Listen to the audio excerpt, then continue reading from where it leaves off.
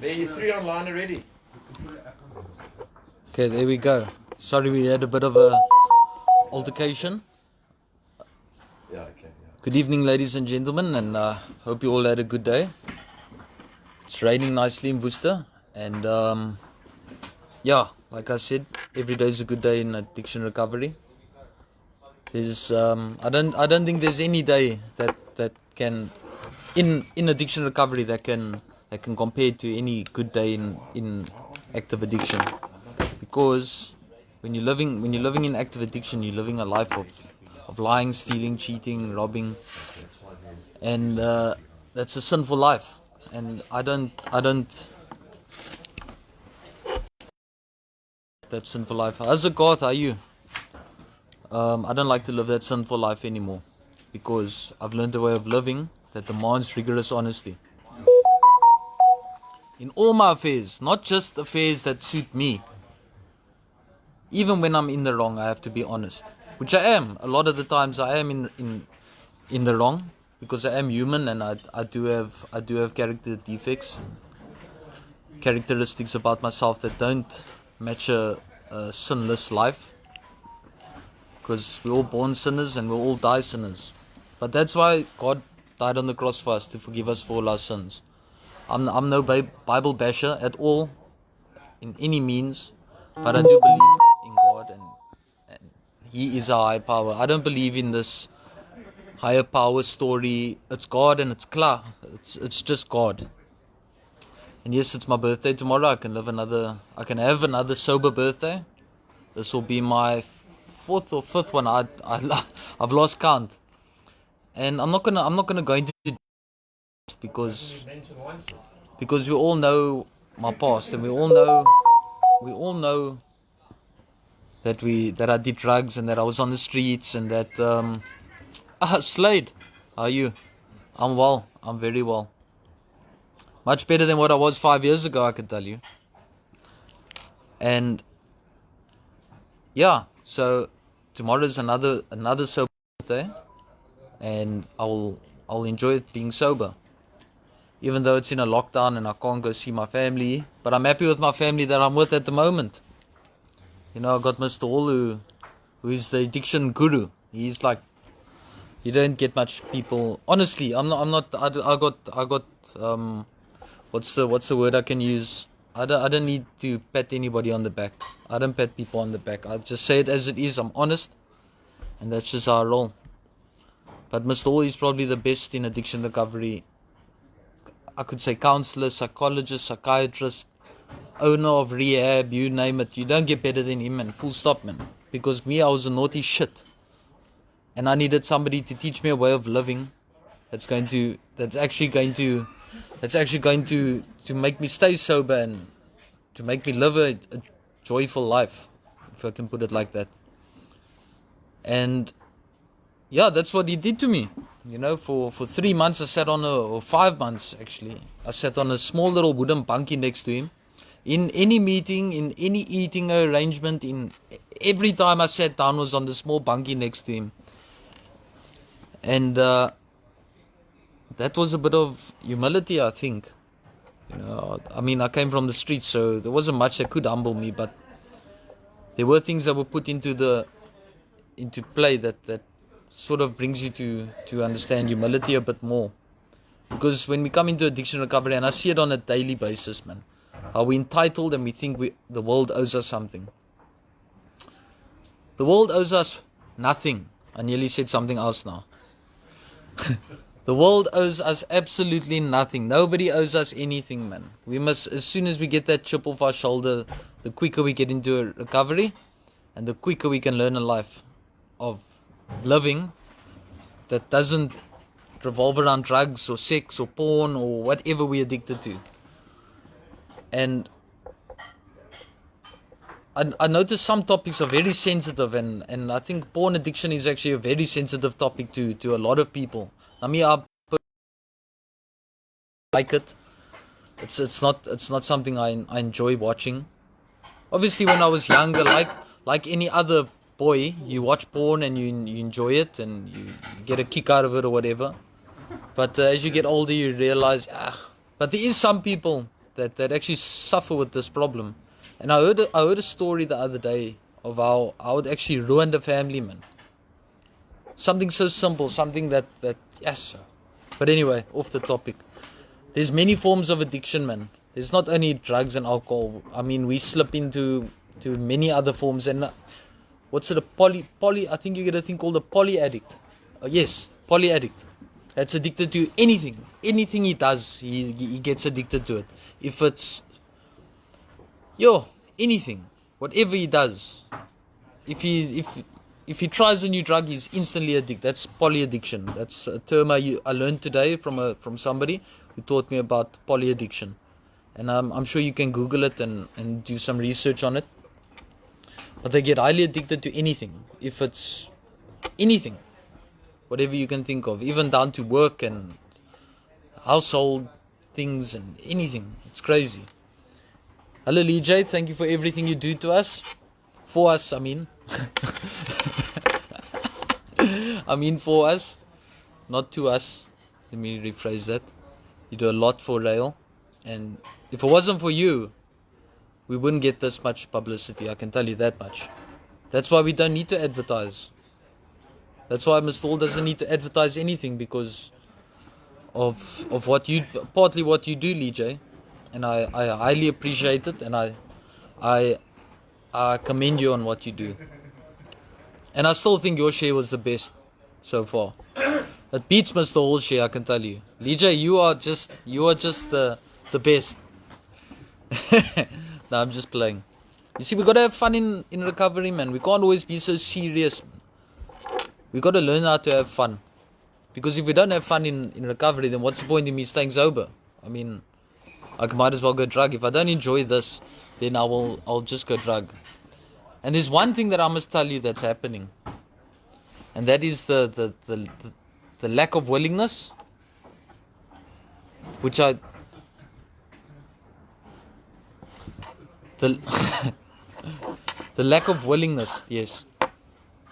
Thanks, Slade.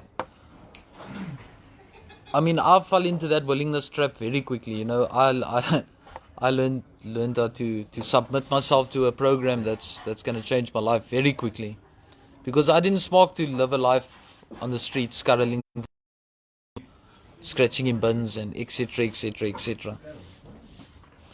Like I said, the past isn't important. It's what I've learned now in these past 5 years. Actually, 4 years, 11 months. Thank you, Lee J. 4 years and 11 months. Yes, sir. Next month I'll be 5 years sober. And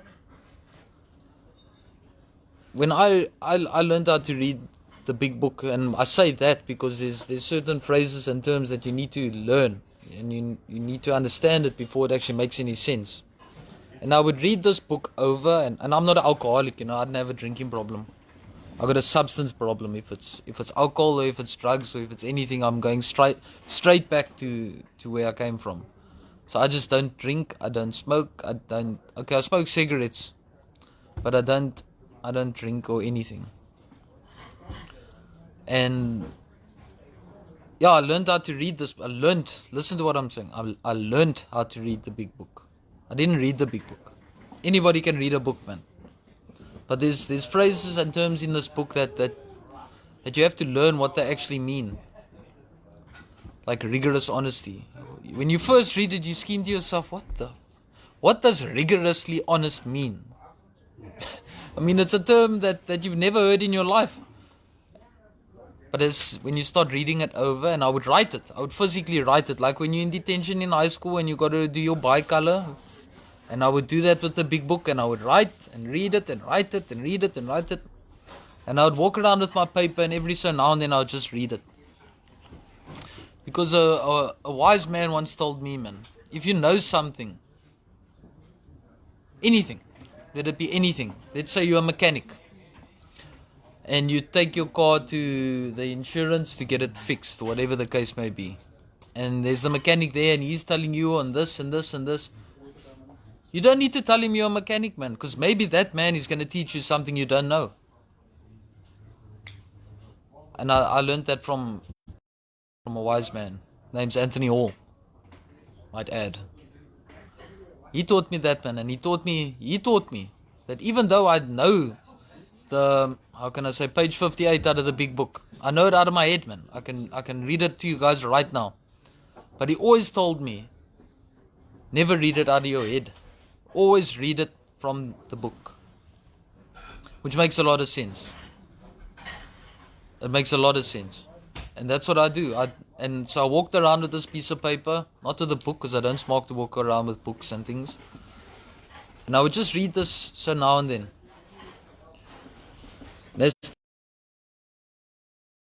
I once got called in. You know, I had to clean the fireplaces and things like that, and empty out the dirt bins, and which is kind of ironic. Empty out the dirt bins and clean the fireplaces and etc, etc, etc, all my daily duties. So the one day I walked past, I checked the fireplace here inside, which is actually on at the moment. It's quite cold here. And another guy called me inside, and he asked me, like, what's my problem? So I told him, there's no problem, like, you know, I'm just checking if the fire is still burning, because I want to bring wood, or if I wanted to clean it, or whatever the case may be. So he tuned me, I had to pull myself towards myself, man. But I was probably about 3 months at Rail. So I schemed to myself, what does pull yourself towards yourself mean? And I thought on it, and I thought on it, and I thought on it. Eventually I actually realized what it meant. So I started pulling myself towards myself. And how it actually affected my life. Big time. Because I started to take more responsibility in things, man, and stopped seeking that pat on the back. Because that's what we do in addiction recovery. In early we tend to side shift, and we want that pat on the back. Because we want acknowledgement on the good we do, man. That's not good we do, it's things that we're supposed to do. That's all it is. It's just things that we're supposed to do in life, man. Like picking up the dog shit, like emptying out the bin, like making sure the fireplace is clean. That is normal things that we all have to do in life, man. Why must we seek acknowledgement for that? That's insane. But that's how the addict mind works. Because we feel like the world owes us something. And we will always try and seek that acknowledgement. But eventually, if you painstaking about recovery, you will quickly let that fly by. And I could go on and on and on about this topic, because I actually learned to listen, man. And I've sat in thousands of meetings.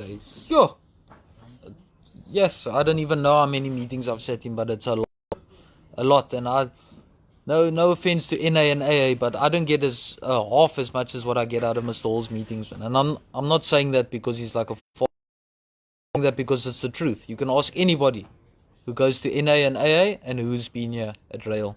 You can ask anybody, and they'll tell you. And that's the honest truth. I mean, I've been to AA meetings. I actually like them. I'm not going to talk badly about them at all. I really do like them. I like that interaction with people I don't know, and I like to hear other stories that actually, I don't know, they tickle my ears maybe. You know, it's entertaining, man, especially if you're taking addiction recovery, because it's a selfish program. Addiction is very selfish. Not in a sense of how can I say,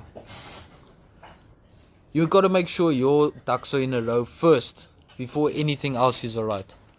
That's just what you have to do. You've got to make sure your ducks are in a row first before I can support my family, before I can make sure my car is nice, before anything. I got to make sure that Graeme is right, man. Before I try and help anybody, I got to make sure that Graeme is right.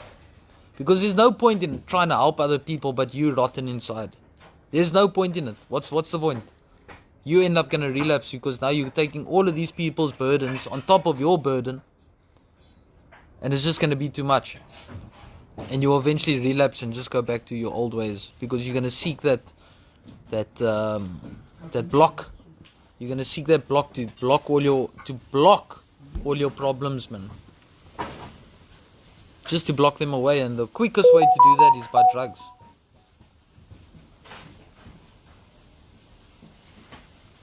Yeah, the quickest way to do that is by drugs.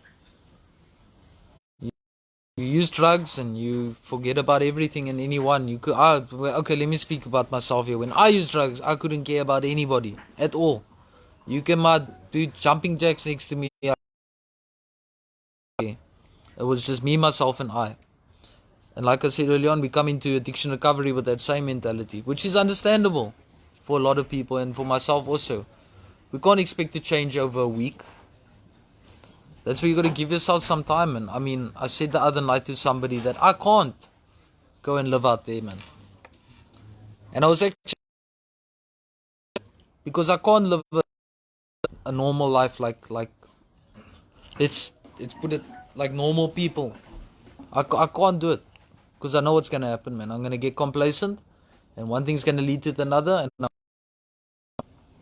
if it's with alcohol or I'm gonna pull a escape or whatever the case may be, I'm gonna relapse, man. I know it. And it's a scary thought, I tell you, because I can't live a life I have to be in a stable environment. I have to be in a controlled environment. Otherwise, grumpy collapses.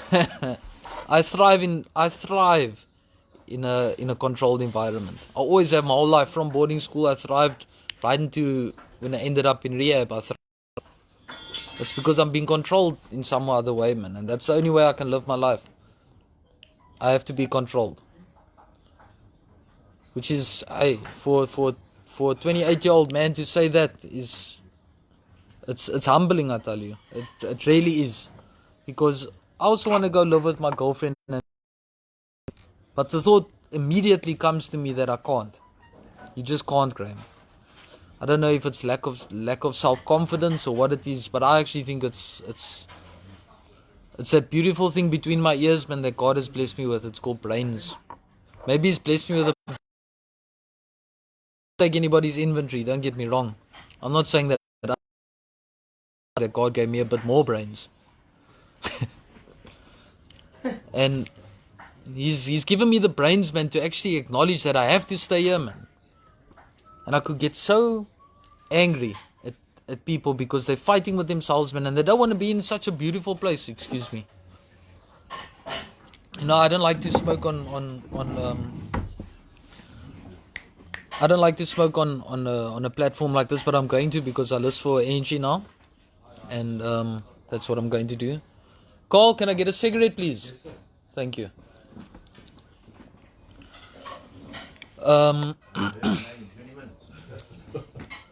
You know, Mr. Hall once told me, and I think he got it from a wise man himself. Thank you. Can I get an ashtray also, please? Thank you. You know, we got like people are actually willing to be in rail. Sorry, I'll tell you what Mr. Hall told me now. People are actually willing to be here, or willing to go to any length for their sobriety, man. Like Cole, I can speak. He's a grown man. I think he's 10 years older than me. He could have told me now to go and do whatever I want. But you know what he did, man? He lit my cigarette ashtray. Thank you, Cole. Because I know I will get it in some or other form. He's actually very good at text, what's it, thingies and all that type of stuff. Me out. And I made a bet with him, man, for all the amount he gets for me. Let's say he gets 30,000 for me. That. So ultimately he has to give me 33,000. No, I'm just joking, guys. But like I said, man, you have to be happy in a recovery. Otherwise there's no point in doing it. I mean, if I wasn't happy, if I didn't, do you know what? Yes, so many thoughts are coming through my head now. I got sober about 5 days before I came to rail, because at some other day in 2015, I realized, hey man, I can't go to a rehab like off geruk, you know. I have to like actually sober up a bit. But yet I was still under a lot of pressure. Man, I was fighting with myself, and me and my brother used to fight like cats and dogs. And the day came that I came into rail, I sobered up the 25th of June 2015, and I came to rail the 30th of June 2015. A lot of people think I came here the 25th of June. I didn't come here the 25th. I came here the 30th. I sobered up 5 days before I came here. Cold turkey, no meds, no nothing.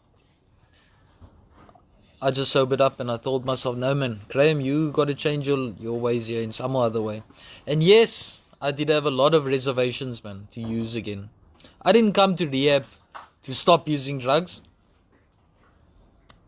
I came to rehab to get the key back. That's being blatantly honest here, man, which a lot of people aren't. I came to rail to get the key back to the door, man.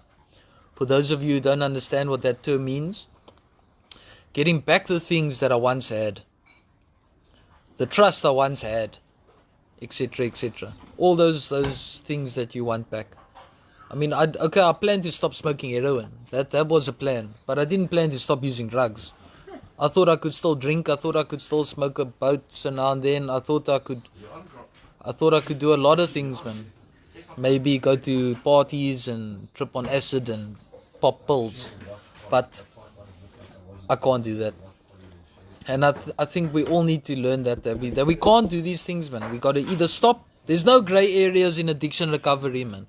There's no grey areas. It's either black or white. You're either pregnant or you're not. There's no such thing as half pregnant. You're either pregnant or you're not, man. And that's why I'm still sober, man. Because I choose not to pick up a drink. And I tell you what, it's a much better lifestyle. I mean, living a life looking over your shoulders all the time, feeling terrible every morning you wake up, lying, stealing, doing whatever you have to do is much more difficult. Is much more difficult than living a life in addiction recovery. This is easy. This is easy. To live a life in addiction recovery is fun, man. Obviously, everybody has their bad days, like any human being.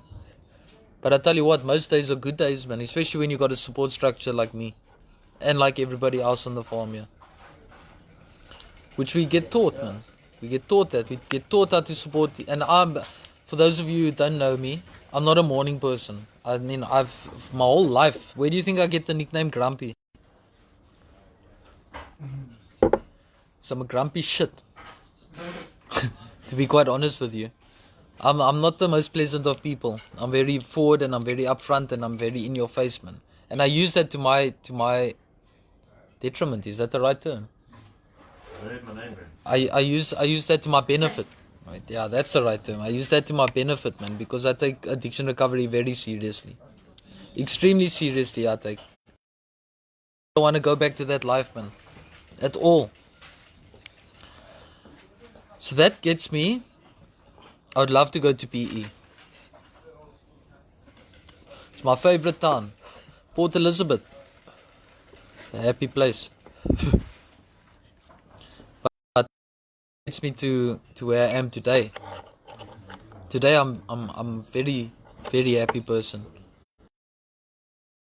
And I weighed myself before I picked up 7 kilos in like 2 months. It's insane. I don't know where it comes from. I've always been a margat, but all of a sudden I'm starting to pick up these kilos. But it's alright, man. I'm sober and I'm happy. So that gets me to where I am today. And I was 3 years sober before I entered a relationship. I actually listened, which most people don't do. I mean, when you enter addiction recovery, the first thing you want is... Excuse me. Okay, sorry. They got me reading things here. I don't know what they want. These guys, Cole, what do you want? You want something from me. But, yeah, I was 3 years sober before I entered my first relationship. My last relationship wasn't a pleasant one. I'm not going to go into detail. Maybe Grant can speak about that one day on live on this video thing. So I waited 3 years and I'm now a father. Hey, I never would have thought a beautiful daughter. I've got a beautiful girlfriend, Lindsay. I love you lots, Lindsay. I don't know if you're watching, but I know you will. I love you lots.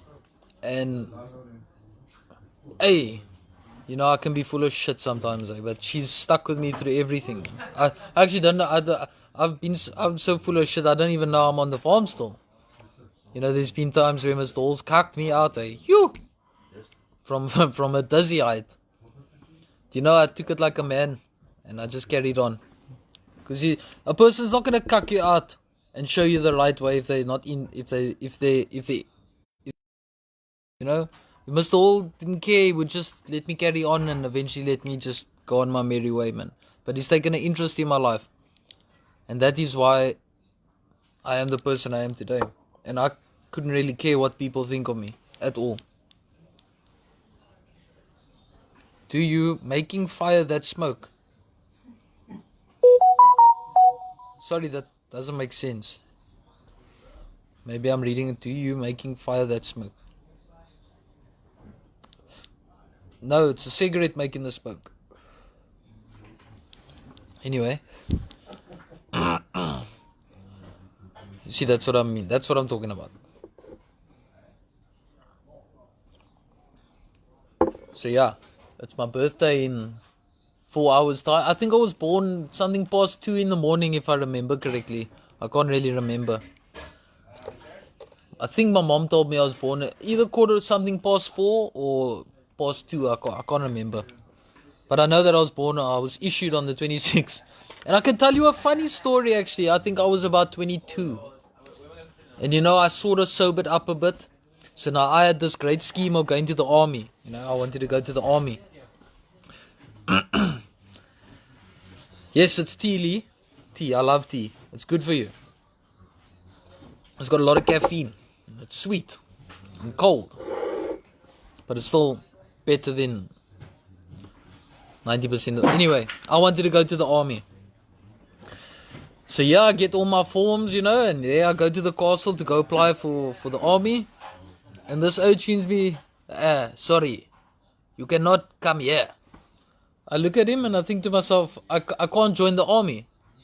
And he tells me, yes, you're too old. Have you ever heard such shit in your life? And that's when I thought, nah, man, not even the South African Defence Force wants me.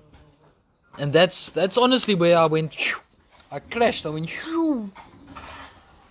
because I thought, nah, if the army doesn't want me, then there's absolutely no hope for Graeme van Rensburg. There's some serious problems. And that's where I started drugging heavy. That's where I started going balls to the wall, you know. And yeah, Make the confession. the army didn't want me. I have 5 sugars and you would have cucked off in the army. Not in today's army, I don't think. Maybe it would have made me a better person, I don't know. But with my willingness, if I do something, I generally do it to the best of my ability. That's generally speaking, you know, I try my best in anything I do, and I'm supposed I got a lot of people to witness it. And one of my biggest character defects is laziness. I'm extremely lazy, and I'm not proud of it, but you know. Talk about the doctor, bro. I'm going to carry on. What doctor?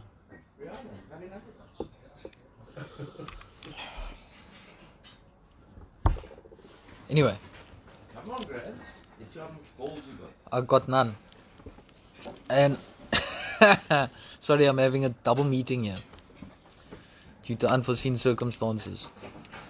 Thank you, Mr. Hall. I'm proud of you, sir, and your achievements in life. 15 years. 15 years in June, you know. I met him when I was 10 years sober. You can laugh all you want, Rihanna.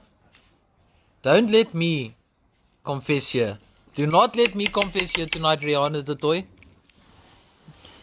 That should keep the rest pondering on what I should confess about, which will be on the next episode of Graeme's life. Carry on laughing, it's fun. Now, once waited 3 hours I once waited 3 hours in a doctor's secretary. 3 hours I waited. No problem.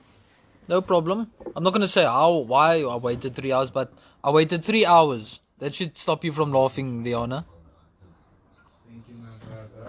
Oh, actually it hasn't. Graeme the Great.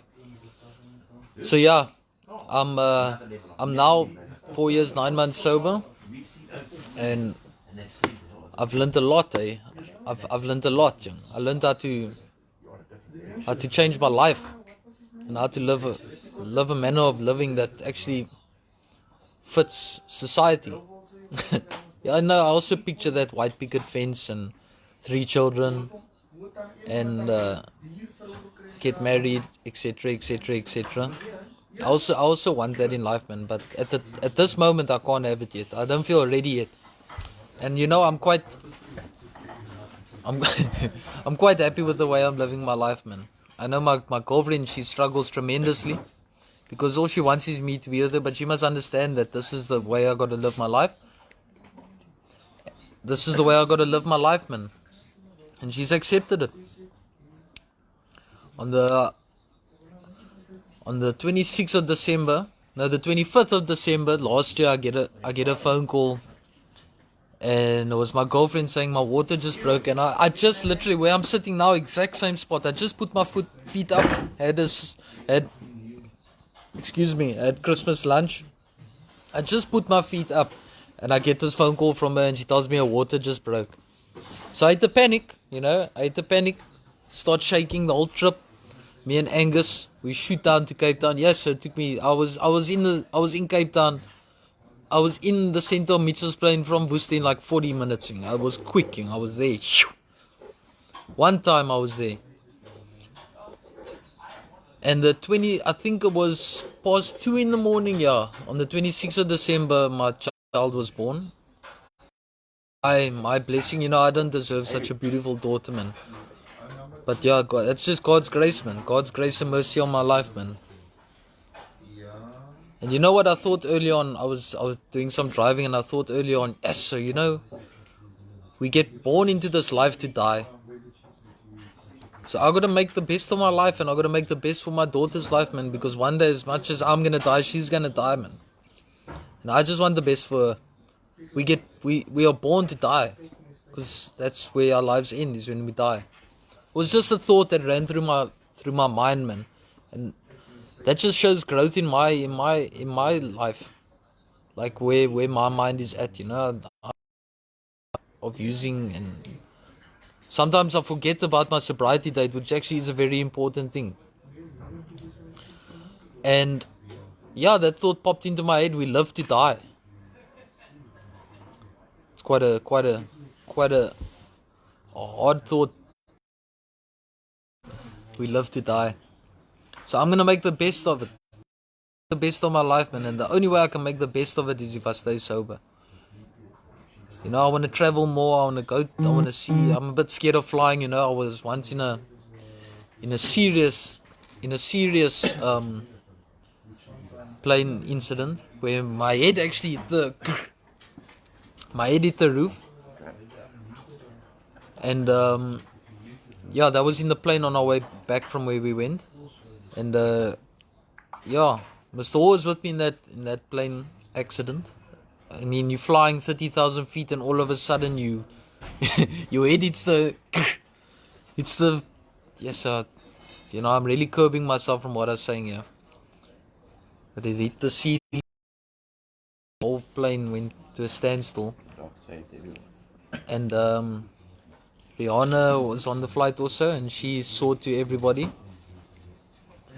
And yeah, no, sorry, off topic again. See, my mind runs at 100. Rihanna, I was waiting in the doctor's secretary, waiting for you. Was to say that for 3 hours. The secretary's room. In the secretary's room. I actually got into first name terms with with that woman there. I can't remember what her name was. But anyway. So yeah, now I get this call, and I shoot through, And me and Angus, we wait there, and early hours of them. I wasn't allowed to be in the hospital when Lindsay actually gave birth. I don't know what cuck rule they have there, but I wasn't allowed to. So I had to wait for the next morning, 7 o'clock, till she got released. And then hey, Hayley, I hold my child for the first time, and I was like, lick him out. Just take your hat off, man.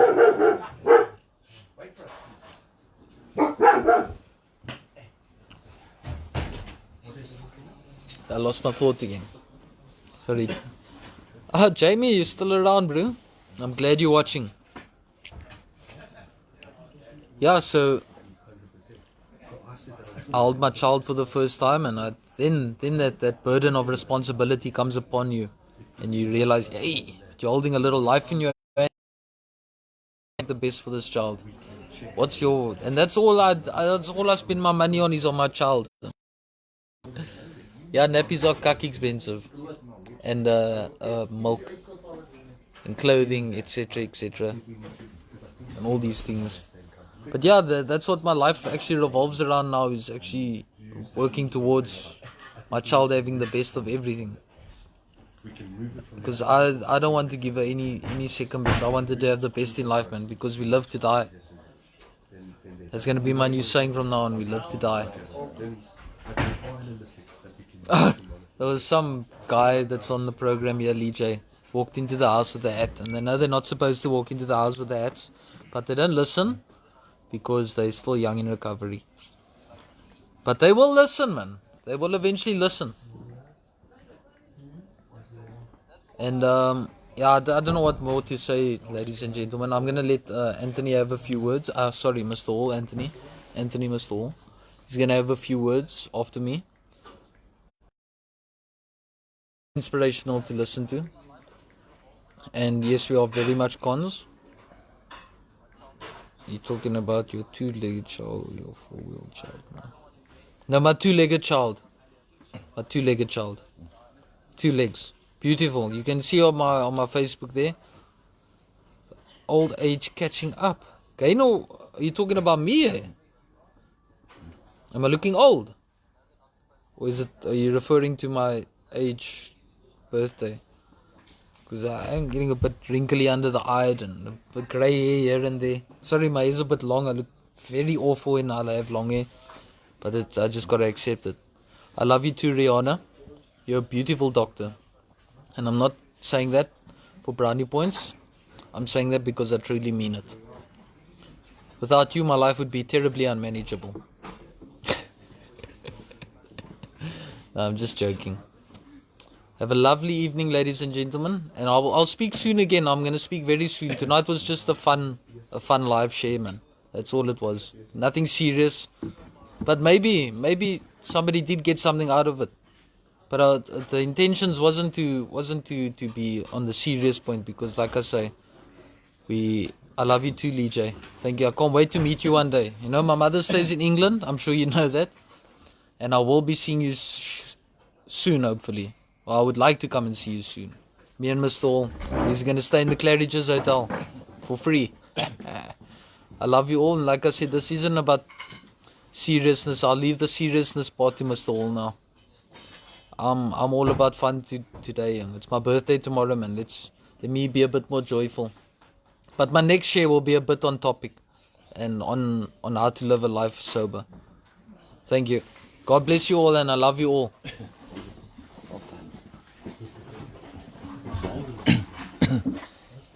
Good evening, all.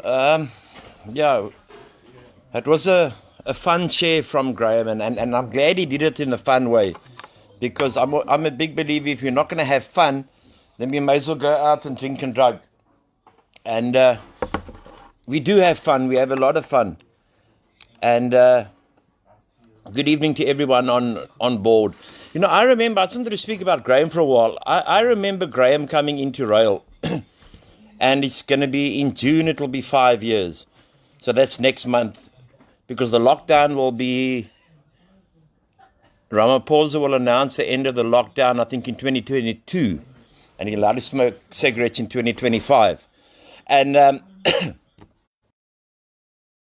the toothbrush and a couple of clothes. And you can see the happiness in him tonight. He's a grumpy little bastard, but I love him. I love him to death. And he came in that day, with his dad. Oh, not with his dad, with his uncle. That's right, with his uncle. And I look at this boy and I think, whoa, okay, here's you can see that little naughtiness in him.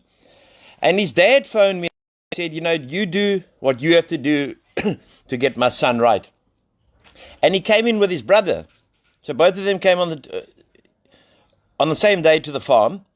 And his brother, after 6 months, decided to leave and go and get Maida and to go drug again and to go and fall into the trap that when he came.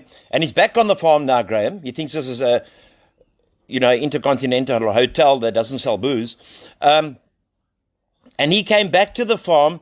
Hi, Dean, my brother. Came back to the farm 7 months ago, and he's doing well. He went out there to test the theory for his brother and for many addicts who don't listen. If we're going to continue to not listen, you have to go down the road, but you must go entirely down the road. It's like taking a train, and you go take the train from from Cape Town to Simonstown, and you got Woodstock, Salt River, Observatory, etc., etc. And there you get off at certain stations and you cause shit and you have resentments and you maybe get married when you get off at one station, or you may do whatever you like, you may get locked up at one station, and eventually you get to Simonstown station.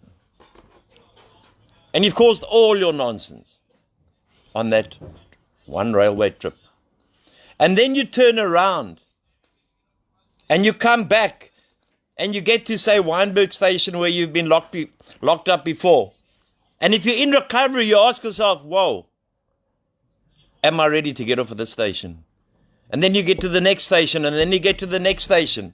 And if you're going to get off at any station that has caused you to pick up a drink or a drug, I can guarantee you, you're going to get off at that station again, and you're going to pick up a drink and a drug. It's very repetitive. It's very glamorizing. You find a lot of addicts who glamorize what they do. Hey, I rolled 10 cars. I smoked 15 pipes in one night. So who cares? It's about how unmanageable our life became. Sorry, I'm just going to take a drag. It costs about 25 rand just for a drag.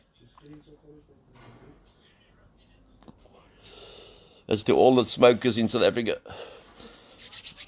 And this was Graeme, a naughty boy. And then one day, many, many years, and Graeme sat with me, like he said, on that little chair, and I was given permission by his dad to clap him. So every time he opened his mouth, he got clapped on the back of his head. But I gave him a lot of reading work to do and a lot of writing work to do. And then I said to him, Graeme, you can't go back to the streets where you come from, my boy. He was in some evil places. His one girlfriend was a prostitute.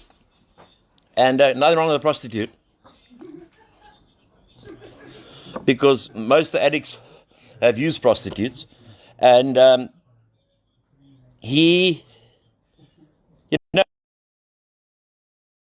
was a future for this boy because he's bright. And I think what he said, he's lazy. He's lazy. He's got a couch in the house of RAEL. It's a 3-seater couch and it belongs to Graeme. If you're ever looking for Graeme, go to the couch. Whether it's 9 o'clock in the morning, 9 o'clock at night, or 3 o'clock in the afternoon, you'll find Graeme. That couch is his. And I'm just hoping someone one day could crochet, like our old mothers did. Crocheted a nice operational thing that can be on there with his name on it, Graeme the Great. Because that's his email address, Graeme the Great. And I watched this boy grow, and I said to myself, you know what? I'm going to take this boy as a son. And I told his dad straight. I said, I'm going to treat this boy like I would try and treat if I had a son, which I regrettably don't have, because I wasn't a man known for sleeping around. And Graeme, he was about a year. And I said to him, Graeme, there's a job going open to go wash cars. So they went. There were 4 of them who got the job, and they went to go wash cars at the car wash at the mall. And in the meantime, I said to him, what is your interest? He tells me it's cars from his uncle and this and that, and he likes cars and he likes drugs and he likes prostitutes and all. I said, no, your real interest. What do you want to do for the rest of your life? And he said, panel beating.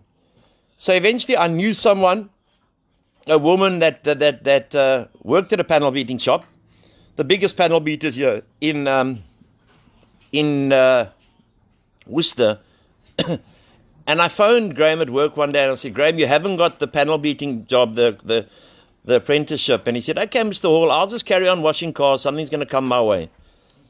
And I said to him, no, my boy, but you have.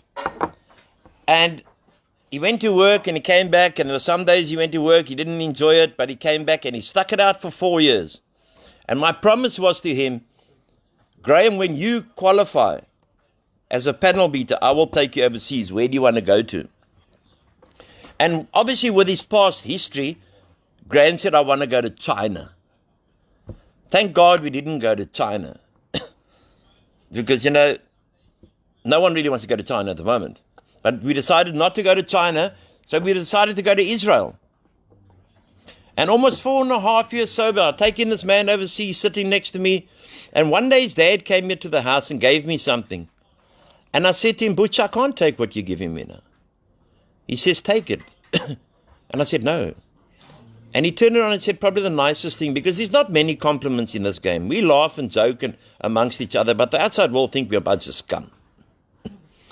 And his father said, what do you give a man who has saved my son's life?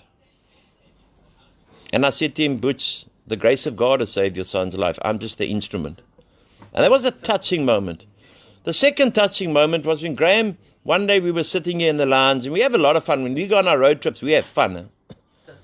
And I don't know where Richie is tonight. Obviously, busy with Joni, can't do meetings. One meeting a week makes you weak. And Graeme said to me, Mr. Hall, you're the first person I've ever listened to in my entire life. And I think there the bond was grown. And the bond, or let me put it this way, there the bond was born. Graeme and I are extremely close. We've been through a lot of things together. He's always stuck by my side. I've stuck by Graeme's side. I decided to give him a car. And he paid me off to the cent. I didn't ever have to ask for my money. Then he said, Mr. Hall, I'd like my own tools. So I bought him all his tools, 20, 30,000, I can't remember. And he paid me off every single cent. Yeah, Graeme is lazy. We all know he's cuck lazy. If there's not a woman around, he's lazy. But what a star. He's like my little icon in life. He's the one I look at. We argue all day. But he's the one I look at and say, wow, I've saved one boy's life. One boy's life who has grown into a man who today has got a beautiful child, which I am blessed to be the godfather of. I know it's all about the kroon. But I've seen this man grow, and I pray he never leaves me. Even if he brings his girlfriend and buys a house or builds a house or does whatever he wants to on the farm, he's to come and stay here. Because I took such an interest in Graeme because I could see the leadership skills he had and the loyalty. And I believe those two things, including passion, leadership and loyalty, cannot be bought. I can teach you anything about addiction, but I can't teach you passion. I can't teach you loyalty, because when loyalty wavers, betrayal is not far behind. We've seen it in our country today. Loyalty has wavered. People are fighting people. Whoever thought that we'd be a nation up in arms about cigarettes? Because the frog is boiling in the pot. And are we just going to speak? While this frog is boiling, how many addicts are committing suicide? How many non-addicts are committing suicide? How many addicts and alcoholics that on different groups that I'm on alcoholic and addict groups, are relapsing? 10 years sober, 12 years sober, 11 years sober.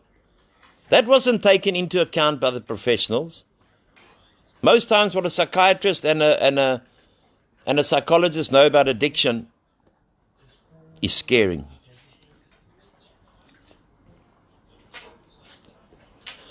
because they want to pump you full of tablets.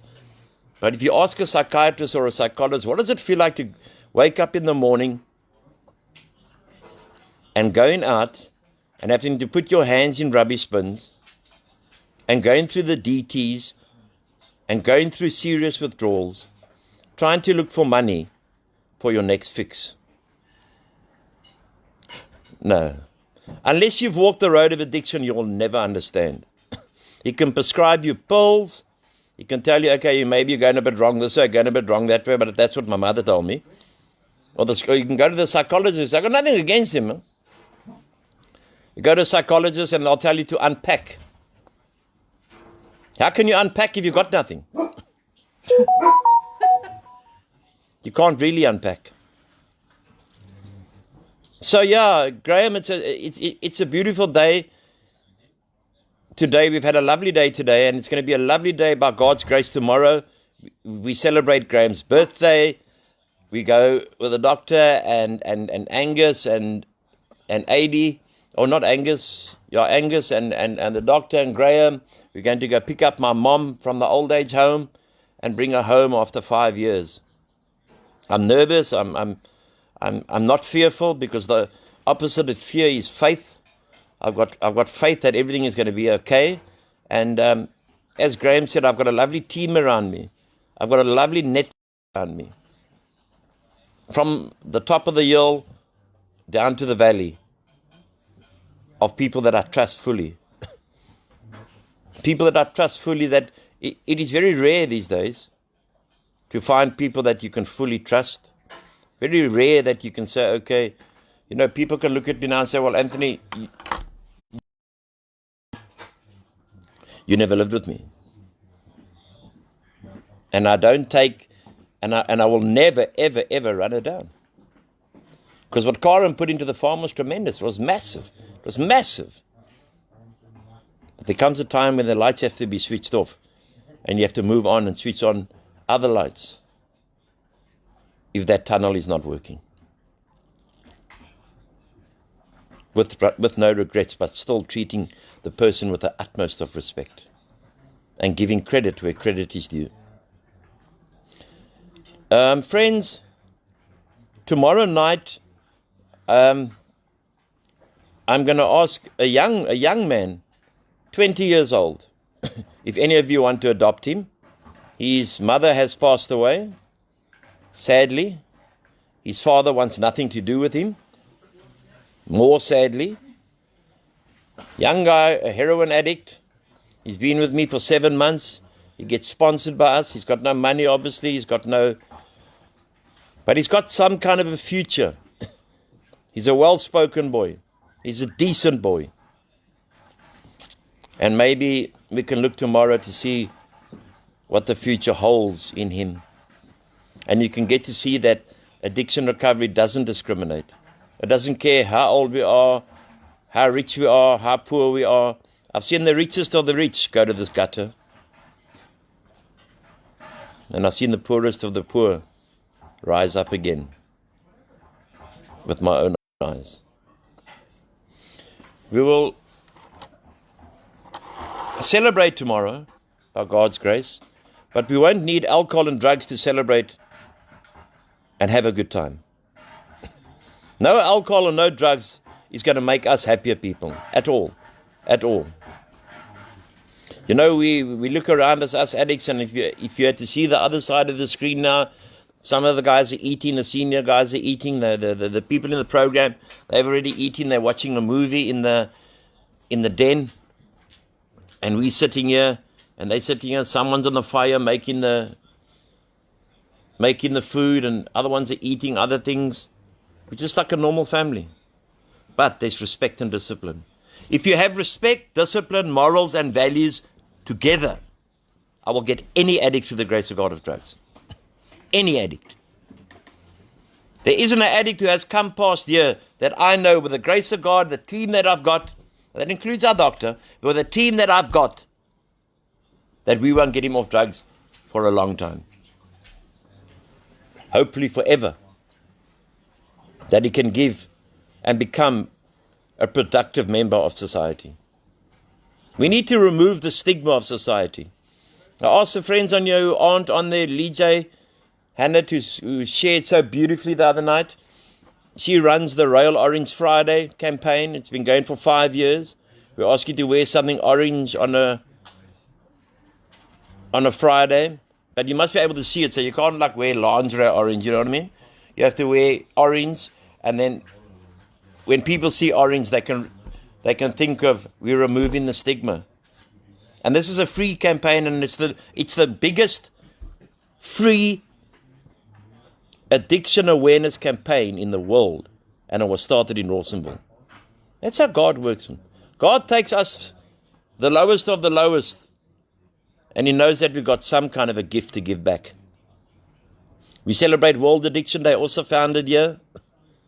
We celebrate that in 21st of September. We started it in 2009.